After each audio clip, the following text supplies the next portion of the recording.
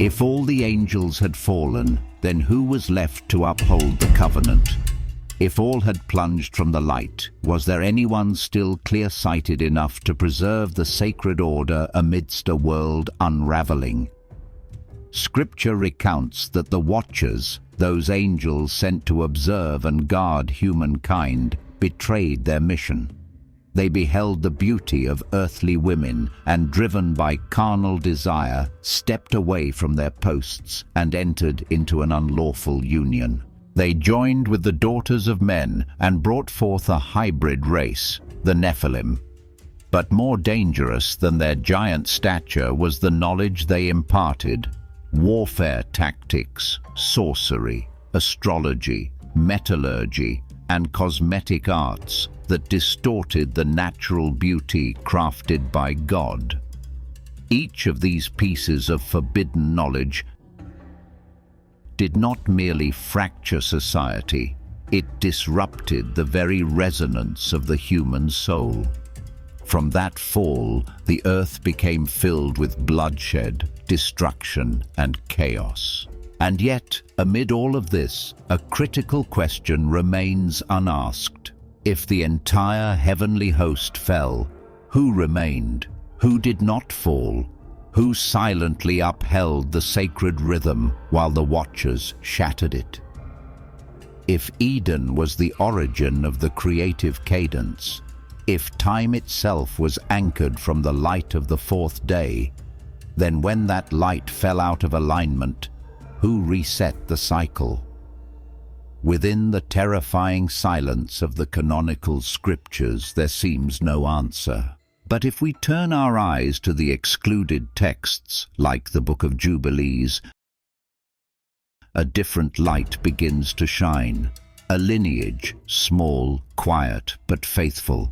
They did not rebel. They were not magnificent, but they held on. They kept the fire. They guarded the calendar. They maintained the rhythm. And it was they, not the angels, who kept the covenant. Not through miracles, but through endurance. Not through power, but through unwavering faithfulness. And perhaps they are still among us, even now. While the Book of Enoch vividly describes the fall of the angels, from their lustful gaze to the pact atop Mount Hermon, from the birth of the Nephilim to the wrath of the Most High, there is another book, quieter and more enduring, that tells a different tale. One that doesn't begin with betrayal, but with preservation. One that doesn't focus on the fallen, but shines its light on the faithful. That book is Jubilees, a record conveyed by an angel to Moses on Mount Sinai and later removed from the official canon. Jubilees is not written in the voice of the transgressor, but in the rhythm of ritual. It does not recount a dramatic rebellion, but rather the sacred cycles, from Eden to Mount Ararat, from the valley of Hebron to the fields of Mamre. While the Watchers introduce distorted knowledge, Jubilees restores the original rhythm, 364 days in a year, beginning from the day light was created, the fourth day. And in that cadence, every season, every week, every feast is kept by people who seem small but bear an unbreakable mission. In Jubilees, Enoch is not merely taken up into heaven. He is the first to record the sacred calendar, to divide the holy days, and to instruct his descendants to keep the law. Noah is not just a survivor of the flood. He builds an altar, offers sacrifices, and receives a promise of a renewed covenant. Abraham is not only the father of a nation, he keeps all the commandments, even before Moses received the tablets. These individuals did not live within a formal religious system. They had no church, no priesthood, no temple, yet they kept the law, because the law is not the product of an institution, but a memory from Eden. And when the Book of Jubilees was cast out from the canon, that memory began to be interrupted. But memory does not vanish, it only slumbers. And with every soul who reads Jubilees today, that memory is being reawakened, not to birth a new religion, but to recall an ancient order once entrusted by angels, now lying dormant on dust-covered shelves. When we talk about the editing of the Bible, many assume it was simply a process of selecting what was orthodox. But the truth, seen through the lens of Jubilees, is a process of intentional exclusion. From the Council of Nicaea in the 4th century to Jerome's Vulgate translation to the King James Version in 1611, one thing remains constant: the removal of texts that affirm the existence of divine law before Moses. Among them, Jubilees was one of the first to be cast out of the official circle, and the reason was not that it was false, but that it was too early. It claimed that Adam kept the Sabbath, that Abel knew how to offer sacrifices, that Enoch recorded the calendar of festivals, and Noah built an altar from the ashes of the post-flood world. Such claims disrupt the later theological system which insisted that the law began at Sinai and only became valid with the establishment of Israel. But if the accounts in Jubilees are true, then the entire foundation used to separate the law from sacred history collapses. Jubilees does not align with the doctrine of grace replacing law, because in it, the law is not a burden. It is the sacred rhythm of the cosmos. It is how man remains synchronized with heaven. If the commandments predate Israel, then every generation is accountable. No one is exempt. No one can claim ignorance as an excuse to live out of sync with the divine timing. And that is the very thing the editors of the Bible found difficult to accept, a responsibility that transcends ethnic boundaries and the limits of time. That is why the Book of Jubilees was not excluded due to error, but because it demands a level of faithfulness institutional theology dared not require.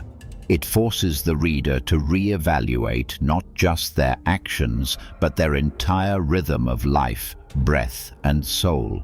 It does not allow faith to remain merely belief. It demands alignment with a sacred timeline that stretches back to Eden. And the first thing that was removed was not a story, but a timely memory. In most videos that discuss the Watchers and the Book of Enoch, the Nephilim are made the focal point, a hybrid species of angels and humans, giant and terrifying, sowing chaos upon the earth. But if you open the Book of Jubilees, you'll find a completely different narrative choice. The Nephilim are not the highlight. They are merely a consequence, a side effect of spiritual distortion. The heart of the story, according to Jubilees, is not in the darkness, but in the small lamps that manage to hold on to the light amid the night. Enoch did not fight the Nephilim. He bore no sword, declared no war. He recorded the cycle of festivals. He reset the calendar. He restored the 364-day year that began when God created light. In a world corrupted by false knowledge, where angels taught the wrong timings, Enoch did not teach resistance, but right alignment. He maintained synchronization. In an age where supernatural beings taught humans magic and weapons, he taught mankind to return to the sacred rhythm of the covenant. So did Noah. In many legends, Noah is simply seen as a survivor, the man who built the ark, who saved life. But in Jubilees, he is not merely one who escaped destruction. He is a keeper of holy rites. Amid the corpses of the Nephilim, among the ashes of the post-flood world, he did not build a city, he built an altar. He offered incense, re-established the covenant, and restarted the cycle. While the traitors were buried, he kept the divine fire burning. And that is the true focal point. Not how deep the darkness falls, but how much light remains. Jubilees draws us away from the whirlwind of supernatural drama and brings us back to the quiet rhythm of holiness. It poses a question few have considered. Who keeps the rhythm when everything falls apart? Not who fights the enemy, but who keeps the feast days. Not who raises their voice, but who remembers the seasons that must be guarded. And if you read Jubilees with that heart, you will see, in every era, there are those like Enoch and Noah, not prominent, not triumphant, but the ones who keep the covenant from vanishing. The Nephilim may have ruled the world, but they never conquered heaven's calendar. And the one who keeps the calendar is the one who keeps the covenant. When we survey the full stretch of the Bible and the banned texts, it's easy to become absorbed by the fractures, the fall of the Watchers, the chaos of the Nephilim, the collapse of language and will at Babel. But if you read the Book of Jubilees carefully, you'll discover another stream, quiet, unbroken, enduring, the covenant. It has not disappeared.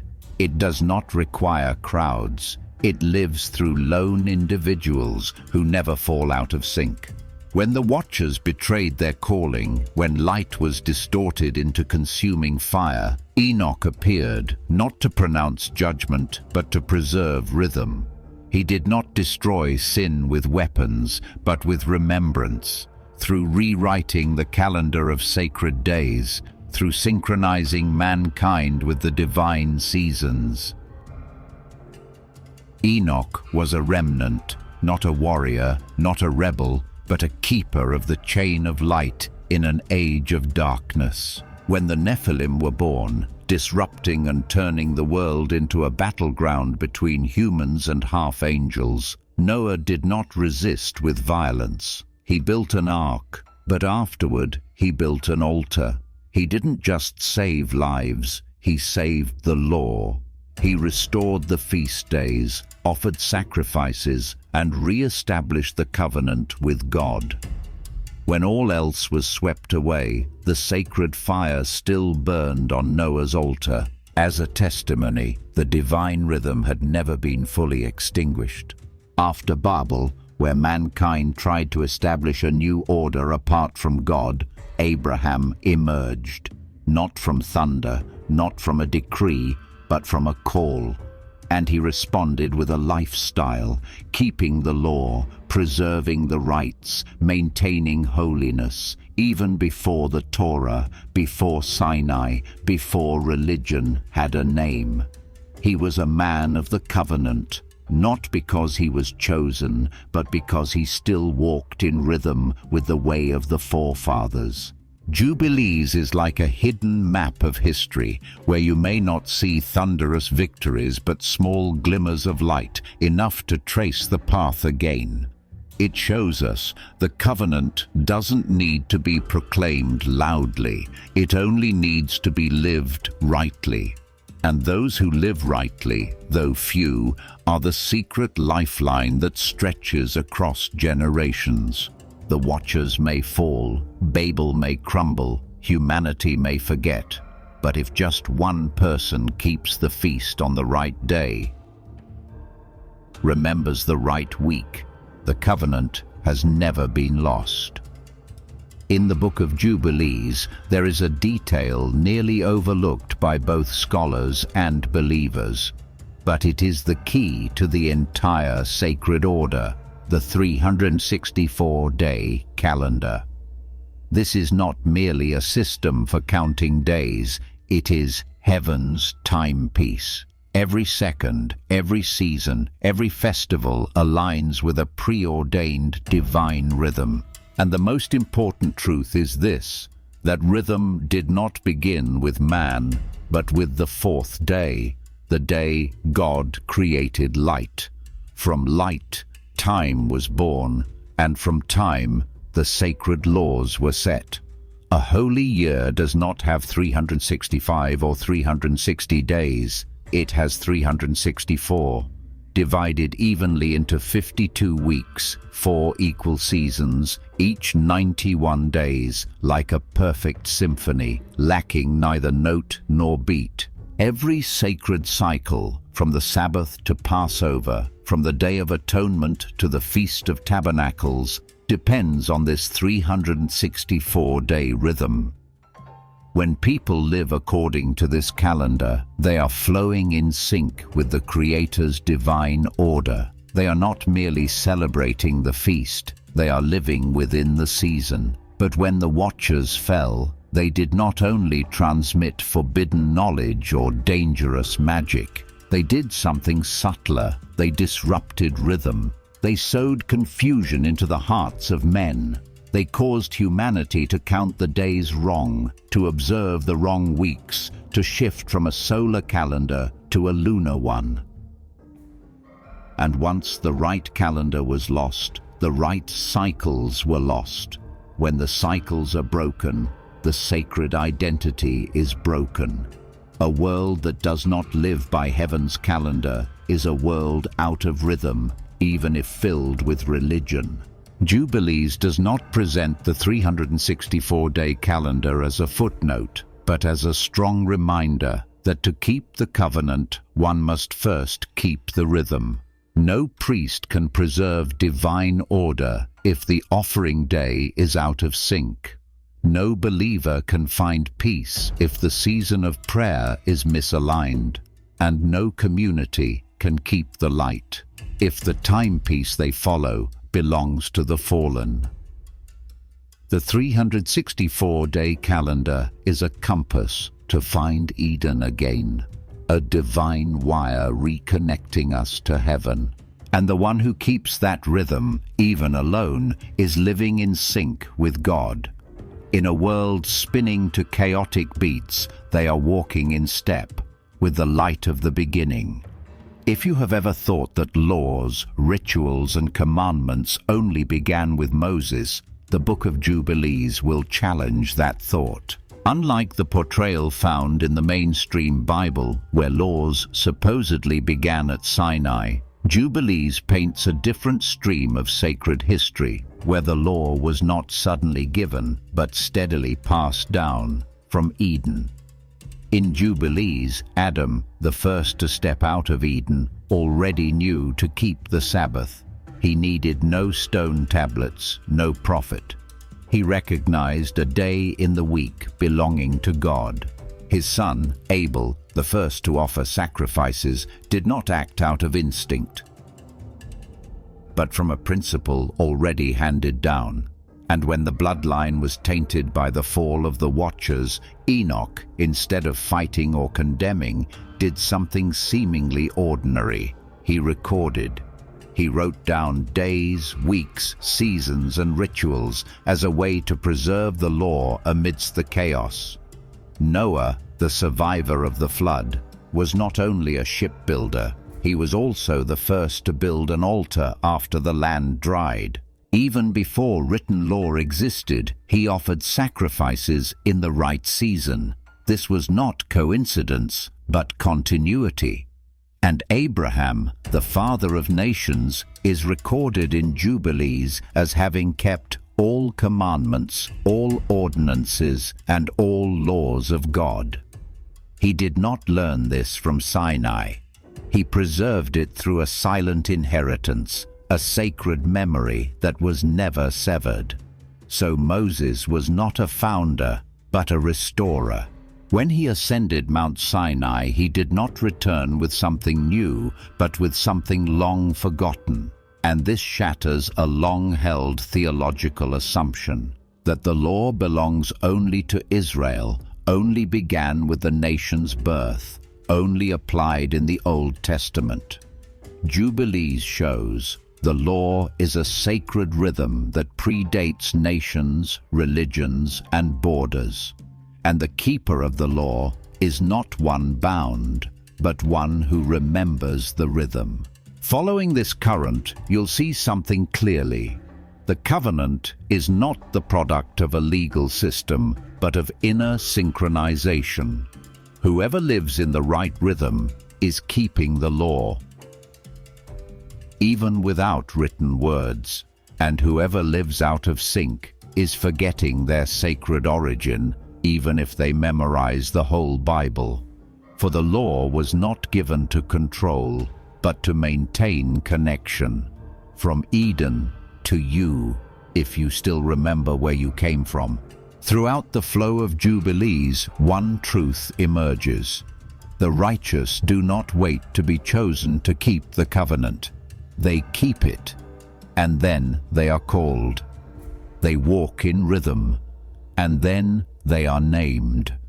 They don't wait for a nation, a temple, or written law. They need only one thing, a living memory of a covenant once given, not just to a chosen people, but to humankind. Enoch did not form a denomination. He did not call anyone to follow. He built no altar, preached no sermon. But he walked with God every day.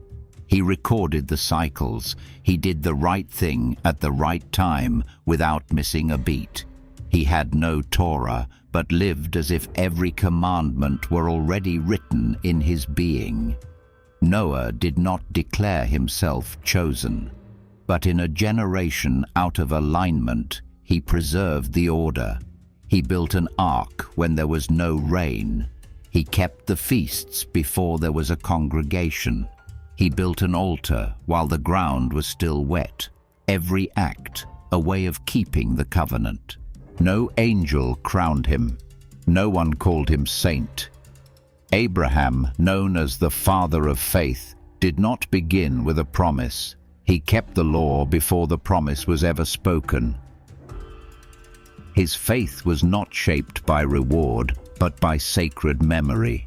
In Jubilees, he keeps the Sabbath, offers sacrifices, follows cycles and seasons, not because he was forced, but because he remembered. He remembered something deeper than belief, that a divine rhythm undergirds the universe, and to live in that rhythm is how man avoids falling from Eden. And this truth disrupts a familiar way of thinking, that only once chosen, called or commanded, does one enter into covenant. Jubilees tells another story, of those who do not wait to be called, but keep anyway, who do not wait for a decree, but live rightly anyway, who do not wait for a reward, but remain faithful anyway. Because the covenant is not paperwork, proclamation, or pact. It is a rhythm, a resonance with what is sacred and already established. Whoever lives in that rhythm is keeping it. Whoever keeps it continues an unbroken line of faithfulness from Eden, and that begins not with fire in a bush, but with the echo in a memory no one can hand to you. It can only be remembered. There is a stream that is quiet, unflashy, not written in heavenly light, but preserved in silence, the hidden lineage of the covenant. Jubilees is not written like a heroic epic of miracles and triumphs. It is written as memory, the memory of those who quietly preserved the law, the sacred rhythm, amidst a world descending into distortion. From Adam to Moses, each generation had at least one who stood, not as a leader, but as a rememberer.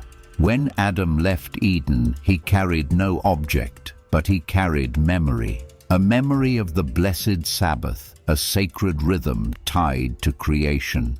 Seth was not just a descendant, but a preserver of righteousness when Cain's line went astray. And Enoch, he recorded that memory, systematized it, turned sacred intuition into measurable cycles. Then came Noah, not just the ark builder, but the altar builder. When the world was cleansed, he was the first to offer sacrifices at the right time, in the right season, not to earn life, but to restore a divine rhythm once broken. And after him, through each line, Japheth, Shem, then Abraham, each had someone who preserved a piece of the covenant, even just one, but enough to keep the line from breaking. That is what sets Jubilees apart. While other books focus on events, Jubilees focuses on rhythm. While the world looks for what shines and resounds, this book watches the steady footsteps that pass through time, never veering from the divine cadence. And that alone kept the covenant alive, not by conquest, but by faithfulness. When the Watchers sowed false knowledge, when people were drawn into the maze of misaligned wisdom, the righteous kept the right memory.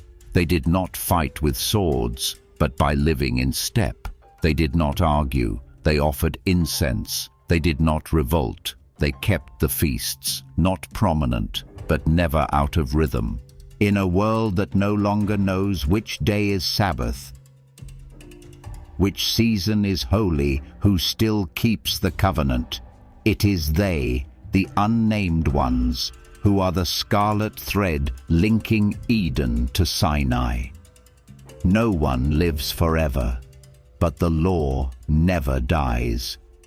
There may be no temple, but there is still rhythm. There may be no doctrine, but there is memory.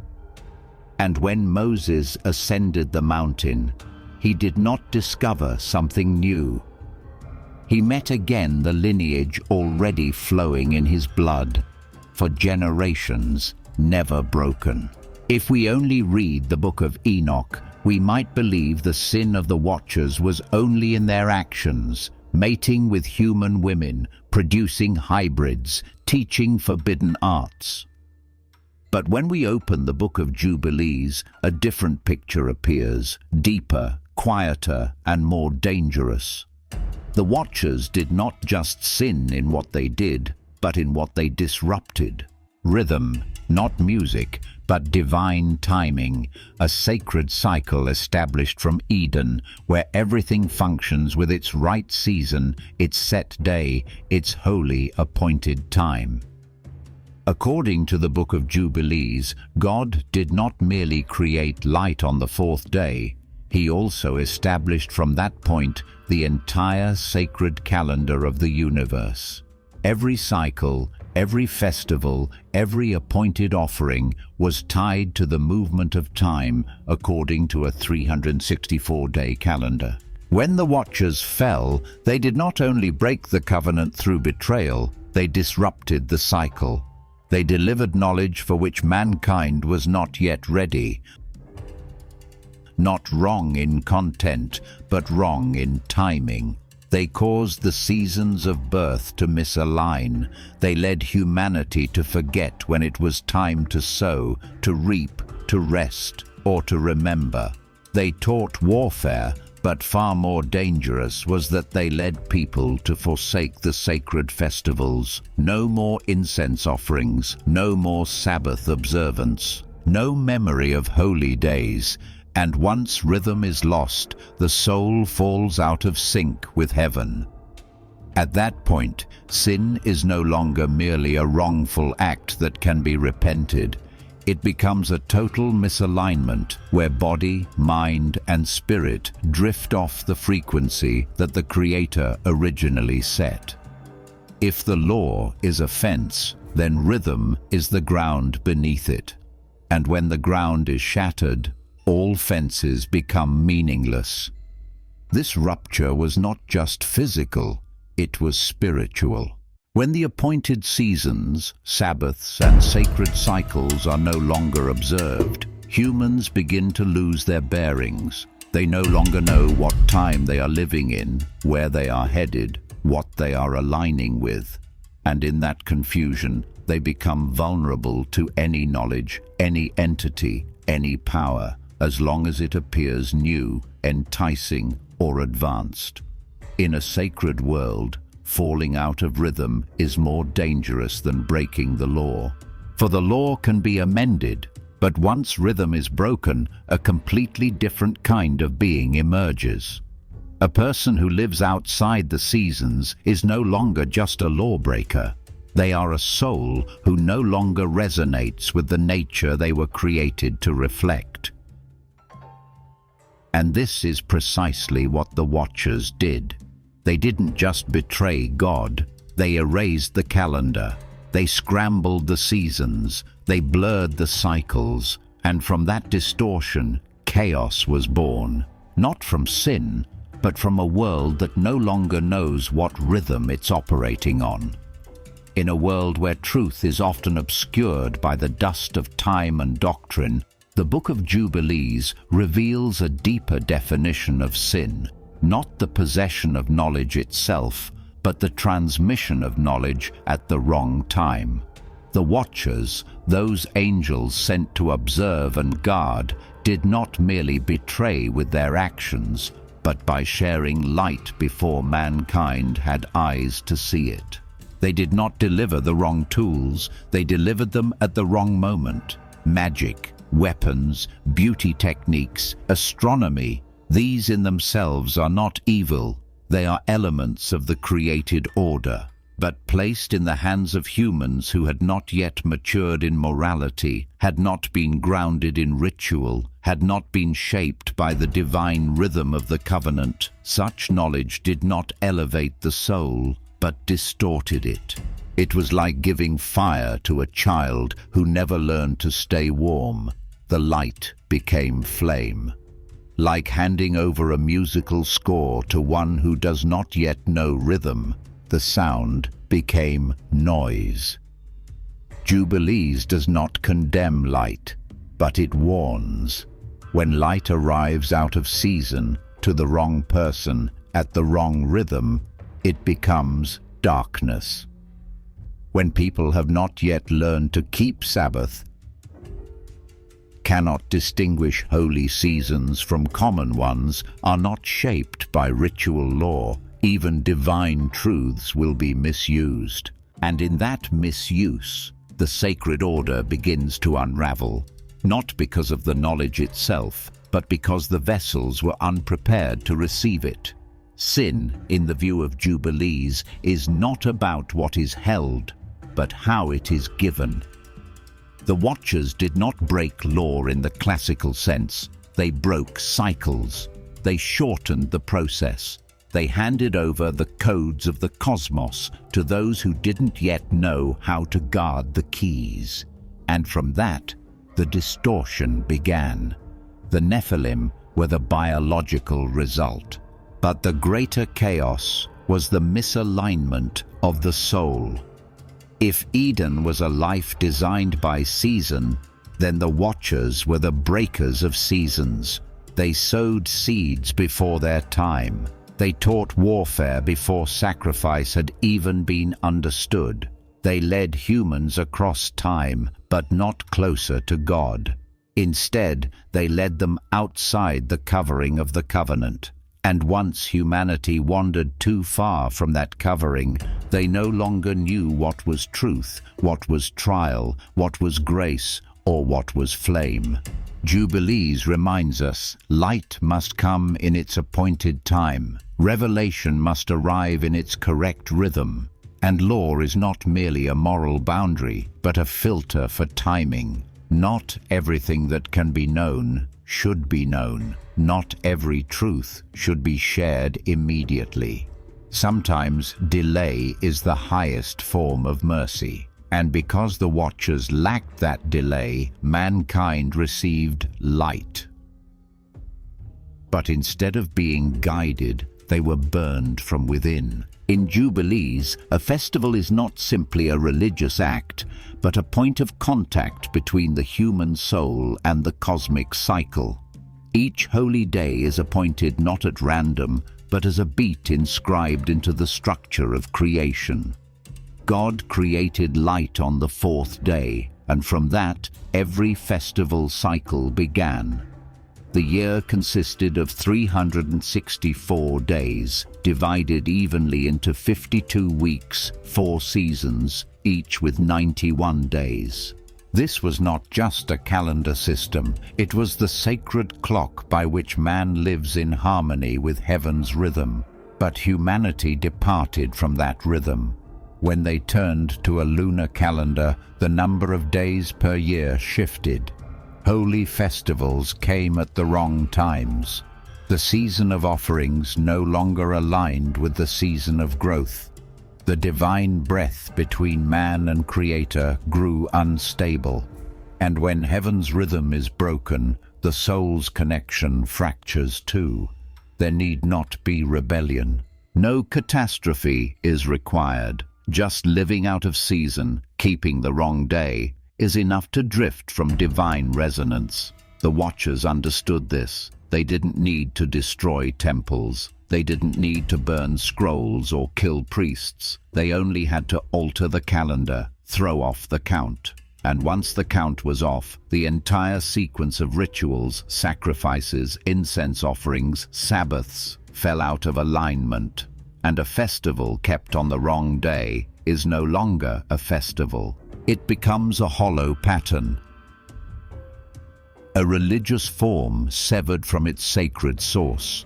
The soul, observing without rhythm, not only loses its sanctity, but loses itself. In contrast to this distortion, Jubilees portrays the righteous, not as founders of religion or preachers of doctrine, but as those who live in right season. They don't declare themselves holy, for their every rhythm already flows in harmony with heaven. Enoch recorded the seasons. Noah offered sacrifices on the right day. Abraham kept every law before the Torah existed. They did not establish faith. They preserved alignment. In a world descending into chaos from lost rhythm, holiness does not come from believing something, but from living on time. Keeping the right feast reconnects the severed resonance. It restores the sacred memory not through words, but through time. And when time is restored, a ritual is no longer a ceremony. It becomes a bridge between earth and heaven. That is why, in this spiritual war, the Watchers didn't need to fight with swords. They only needed to misplace one number. And the righteous didn't need to preach. They only needed to live rightly by season, by week, by day. For only in right rhythm can man reconnect with the one who created time. When the Watchers fell, when the Nephilim emerged, when divine knowledge was distorted and sacred cycles were overturned, many believed the covenant was lost. That when angels proved unfaithful and men deviated, the divine rhythm shattered. And the promise from Eden faded into a faint memory. But the Book of Jubilees says otherwise. It does not tell a story of failure, but of silent transmission. Not glorious, not loud, but unbroken. The covenant did not die. It was merely interrupted. And every time the world descends into chaos, there is one, just one, who keeps the fire. Adam was the first to be taught about the Sabbath. When he left Eden, he carried no material thing. He carried rhythm, a rhythm of sacred time embedded in creation. Seth, the appointed son, was taught to preserve that memory. When the world filled with violence, Enoch did not fight. He wrote. He preserved the 364-day rhythm, marked the seasons, maintained the offering times. And when his era ended, Noah rekindled the flame. He didn't just build an ark, he built an altar. After the flood, he didn't write history. He offered sacrifices, re-establishing the bond between heaven and earth.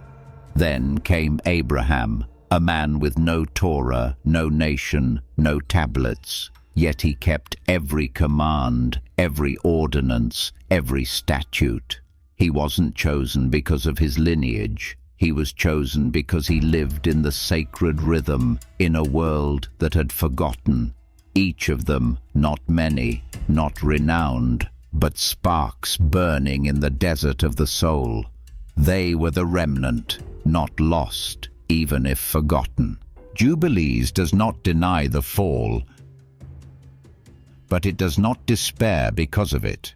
For in every age of misalignment, someone keeps the season, someone remembers the right day, someone offers in the appointed time. And those people, though not religious founders, not public teachers, are the keepers of rhythm. That rhythm does not belong to them, but they live in it, and in that harmony, the covenant still lives. In a world noisy with distorted knowledge and broken rhythms, Jubilees whispers that there remains an unbroken chain, a transmission of those who remember, not in theory, but in the way they live. People who do not need to be chosen because they live as if they've always been guardians of something sacred, long before the world had a name for it. The covenant is not lost. It is waiting for someone to remember the rhythm. When Scripture says Enoch was taken and was no more because God took him, most imagine a spiritual ascension, a divine departure from the earth. But Jubilees records something more. It doesn't just record Enoch's disappearance, but what he left behind. Before stepping into the spiritual realm, he handed down a 364-day calendar, perfectly synchronized with the seasons and the appointed festivals. He established the cycles, restored the Sabbath, defined the times for offerings, and he did not do this as a mere prophet speaking words. He did it as a keeper of heaven's clock. While the Watchers introduced distorted knowledge, throwing humanity into confusion, Enoch did not respond with weapons, but with a journal.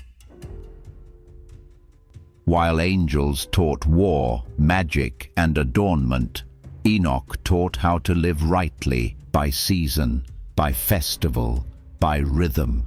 He did not fix the world with power. He repaired it with memory. A memory not vague, not emotional, but specific, precise, and faithfully repeated. Repeated to remember, remembered to preserve, preserved so it would never be lost. Therefore, Enoch did not disappear. He was preserved through those who still live in rhythm with what he recorded, through those who still keep the Sabbath on the appointed day, still count the seasons by sacred cycles, still offer incense at the proper time. Enoch did not leave the world. He stepped into a deeper layer of it. And from that deeper dimension, he became the living memory of the covenant. While the Watchers were buried in the shadow of their transgressions, Enoch became a quiet flame illuminating history, not a blinding light, but a resilient one, a light that does not burn, but never goes out. This is what most original videos overlook. Enoch is not merely a symbol of being taken from the world because he was too holy. He was not lifted to escape the sins of the world. He was preserved, not in body, but in cycle, in the system of life he left behind that remained synchronized with heaven, a sacred calendar, a divine rhythm. And anyone who lives by that rhythm, even without knowing his name, is keeping a part of Enoch alive within their life. No need to read a book or hear a sermon, just live by the right rhythm, and the memory of Enoch is awakened. In this way, Enoch was never truly gone. He simply entered another form of existence, in the calendar, in the feast days, in the ones who walk in step. In a world where sacred memory has been forgotten, Enoch is not merely one who was taken up. He is one who remained, deep within time, deep within those who still know how to count each season as it was in the beginning. Modern people often believe that faith, religious choice, or law-keeping are matters of personal feeling, believe or not, choose or not. But when we look deeply into the Book of Jubilees, we see a different picture, a story in which choice does not begin with human heart or mind, but with a sacred root embedded deep within the history of the universe and the journey of the soul. Jubilees reminds us that keeping the covenant is not merely the act of an individual, but the continuation of a stream of faithfulness stretching from Eden to now. Whoever keeps the covenant becomes one with that divine current established from the beginning. They are not just discovering the light, they are those who have long been walking by it, lamps that never go out in the darkness of history. On the other hand, those who lose the covenant are not merely victims of a wrong decision or fleeting emotion. They have stepped out of the sacred current. They have slipped out of the divine rhythm of history, away from the ancient path of faithfulness. This is not a story of believe or not, of free will in the common modern sense. It is a story of alignment with a pre-existing sacred calendar, a reharmonization with laws declared the moment light was created on the fourth day. When you live according to that rhythm, you are not merely a law-keeper. You are a preserver of a sacred tradition, a spiritual inheritance inscribed into each season, each feast, each Sabbath. True choice is not something you begin today, but a continuation of a journey that started in Eden. Therefore, your decision is shaped by a sacred timeline, whether you feel it or not. It transcends personal consciousness, surpasses fleeting emotion. You may ask, am I returning to the right rhythm? Do I want to synchronize with the sacred calendar established from the beginning? And that is the deepest question Jubilees places before the reader, not simply one of faith, but of living within the divine order of the universe. When you stand in a chaotic world where life grows frantic and directionless, the decision to align with the sacred calendar is no longer emotional or random. It becomes a metaphysical decision, an entry into the stream of faithfulness that spans centuries, connecting past to future, humanity to its creator. And if you feel that pull, if you are listening and reflecting on whether to return to the right rhythm, then you are no longer alone.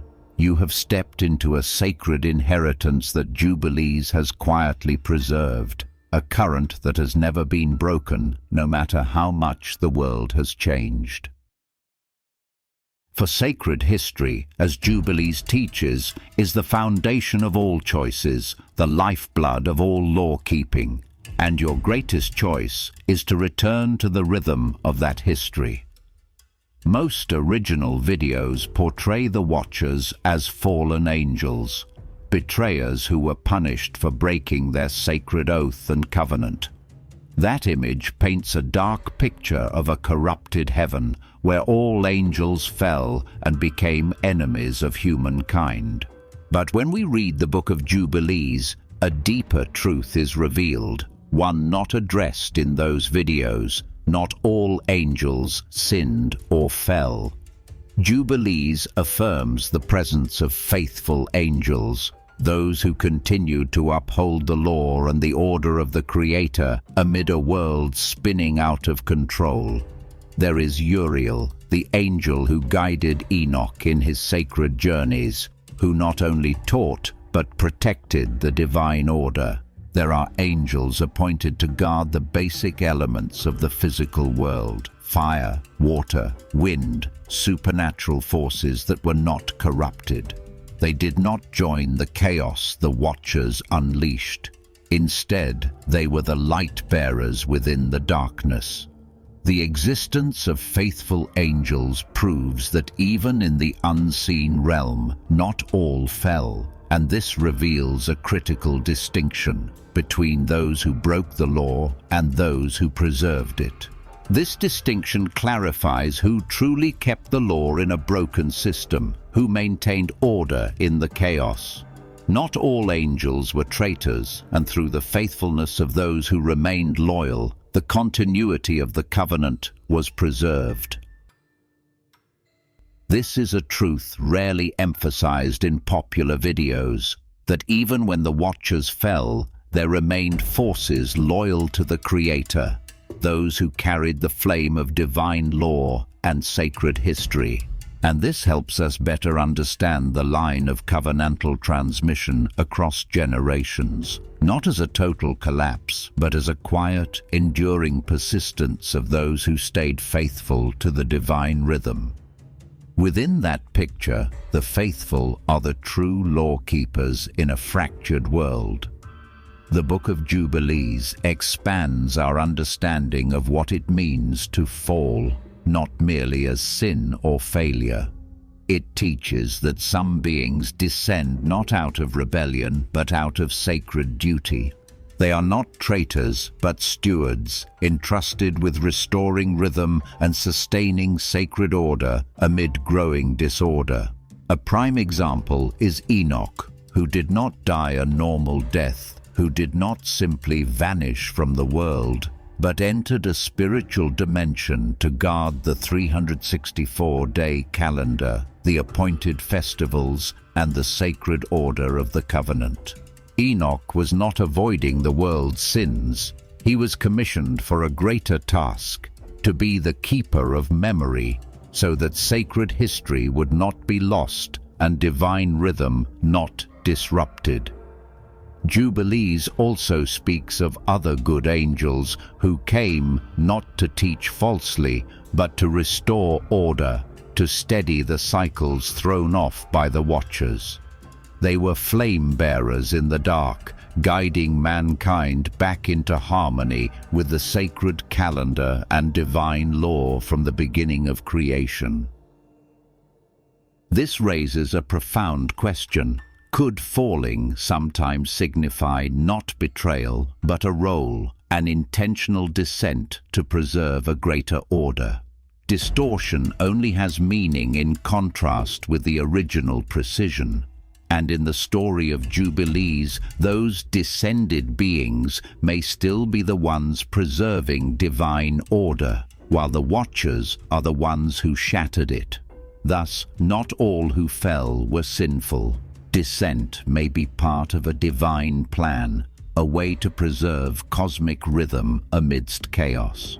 This helps us see the supernatural narrative with more depth, beyond the simplistic idea that fall equals sin equals evil.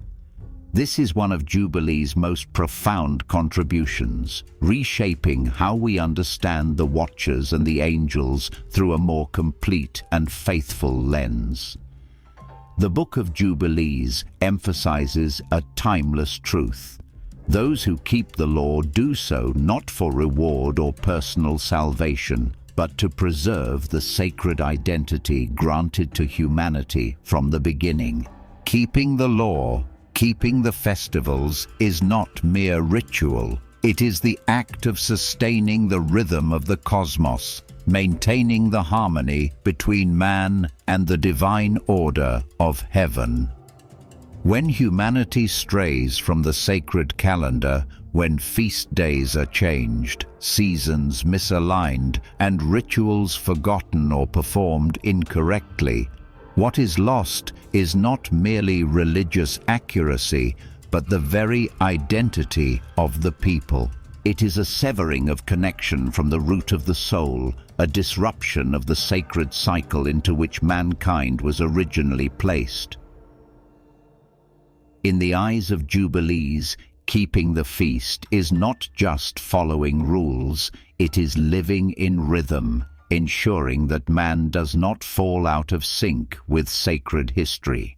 This reveals that the law is not a tool to earn salvation, but a path to preserve identity and original memory. Though many modern doctrines rarely teach this, Jubilees makes it clear: To keep the law is to keep Eden alive, to preserve the memory of where we began in a world that has largely forgotten its sacred past. In today's world, where faith often feels distant or disoriented, this message from Jubilees becomes a powerful reminder. To keep the law is to keep oneself. It is to remain spiritually connected to origin. Not merely a religious act, but a spiritual tether to history and the order of the universe. This is the depth of meaning that many original videos have yet to explore, the true purpose of law-keeping and sacred observance in the life of the soul. Not everyone remains until this final moment of the story. In a world full of noise and distraction, not everyone is willing to listen when the sacred covenant is mentioned. Something many may view as an outdated memory, a discordant fragment in the modern rhythm of life. But if you are still here, patiently and fully with me on this journey, then perhaps you are not just a casual viewer, you are a rememberer, a bearer of a sacred memory, even if you've never heard of or read the Book of Jubilees. Perhaps you've experienced that feeling before. An invisible dissonance you couldn't name, a vague sense that the faith you've held all along was missing something deeper, something more primal. That feeling, like an echo from a distant past, a rhythm fractured in the flow of sacred time. And the miracle is, what the Book of Jubilees speaks may be the very answer to that absence. You may not realize it, but you are already standing in that line of firekeepers, a silent, steadfast transmission from Adam to Enoch to Noah to those like Abraham, who have guarded the covenant through storms and generations. That flame was never extinguished by sin, betrayal, or the fall of the watchers. It continues to burn quietly, preserving sacred rhythm, holding together divine order in a disordered world. If you feel a resonance within, a stirring you cannot explain, do not dismiss it. You may very well be the one who continues the flame, who guards the memory and sacred order that Jubilees has recorded. This path is not for the many, but for the ones who remember, for those who long to preserve the primal truths, the forgotten realities. And if you are one of the few who remain, then see this not as an end, but as a beginning, an invitation to go deeper, to hold tighter, and to pass on to the next generation a sacred flame that never dies. This is a message for the listeners, the ones with sacred memory, who long to live again in the rhythm of the covenant within their own lives. You may have read the story of Enoch, heard tales of the towering Nephilim, or known of the 364-day calendar said to be heaven's timekeeping. These puzzle pieces, once scattered and mysterious, have left imprints on your soul as enigmatic fragments. But have you ever felt like you've never quite assembled them into a whole picture? The details remained disconnected, lacking a framework, leaving you curious yet unsettled. Jubilees does not offer a new puzzle piece. Its miracle lies in revealing a picture that has always been there, but obscured, dimmed over time. It does not repaint the story. It pulls back the veil, unveiling layers of forgotten meaning, connections you never noticed. It doesn't rewrite the narrative. It simply shows you what the true story has always been. And if now things feel clearer, more coherent, don't rush to believe that Jubilees is more correct than other texts. The secret is in its timing. It is more timely. It arrives at a moment when sacred memory has faded, when humanity has fallen out of sync with holy history.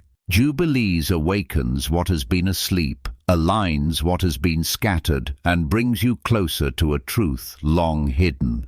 That perfect timing is what makes Jubilees not merely an old, excluded book, but a doorway into a deeper spiritual world, a guiding path for those seeking the original roots of the covenant and of sacred human history. If these pieces once felt disjointed or misplaced, perhaps now is the moment to revisit them, to recognize them, and to piece them together.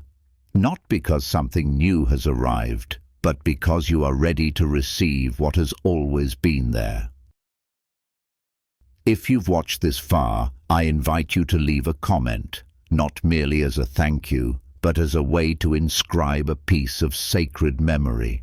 Perhaps there was a moment in the story that struck you with unexpected depth, a question that sparked reflection, or a personal experience that made you realize you are not alone in this journey of faith. Sacred memory does not only live in books or ancient tales, it comes alive when passed from one person to another. When one remembers, that memory spreads, like a small flame glowing in the night, lighting other hearts. You don't need to be a teacher or scholar to do that. You only need to share one thing, one thought, one insight, one feeling, so that someone else may awaken and remember what was once forgotten. And from those simple tellings, the sacred covenant never vanishes. It is not lost to time. It continues, guarded, revived, through each person who cherishes it and passes it on. Let us keep this sacred stream from ever breaking again, so the memory is not lost once more. You are part of that journey. Amen.